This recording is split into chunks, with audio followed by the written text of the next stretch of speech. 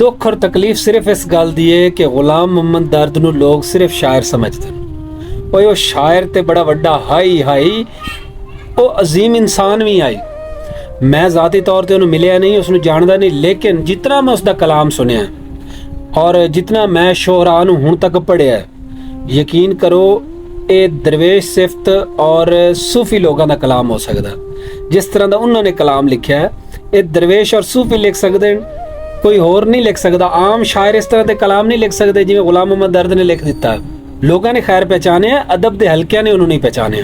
उसकी वजह है कि मैं पिछली वीडियो जी गुलाम मोहम्मद दर्द के गीत ते बनाई सी, उसनूं लोगों ने जिस तरीके नाल प्यार दिता और जिस तरीके नाल लोगों ने दर्द साहब के बारे जुमले लिखे, मैनू बड़ा फखर होया अपनी कौम ते कि यार ये बाज़ौक लोग ने, कसम खुदा दी इन्होंने सारा ही पता है। आई समझ नहीं पता ना ते अदब के लोगों नहीं पता कि वह केडा वड्डा बंदा ही, वरना लोगों को बड़ा पता है कि वह बहुत बड़ा आदमी है।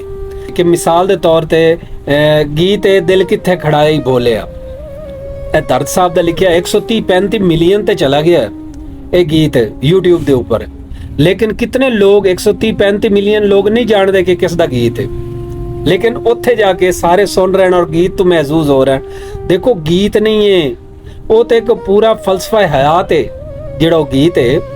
और हालांकि मैं ज़हूर साहब नूं कई जगह ते सुनिया है, जिस विच ज़हूर अहमद लोहार साहब मेरे चाचे भी ने, दोस्त भी ने, उन्होंने दसिया लोगों दस देन कि दर्द साहब ने किस दर्द दे विच लिखिया है, और वो खुद भी कहते हैं कि एक फलसफा हयात है। लेकिन आम अदब के लोग क्या इस चीज़ तो फायदा उठा सकन कि उन्होंने नाम नूं उस लैवल ते उपर लैके जाण?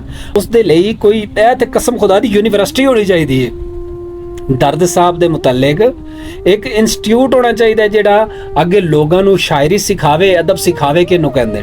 बहरहाल एक मेरी ज़ाती राय है, अगर किसी नूं कोई बुरी भी लगी होवे गल ते ओहदी माजरत है, लेकिन दर्द साहब लव यू यार।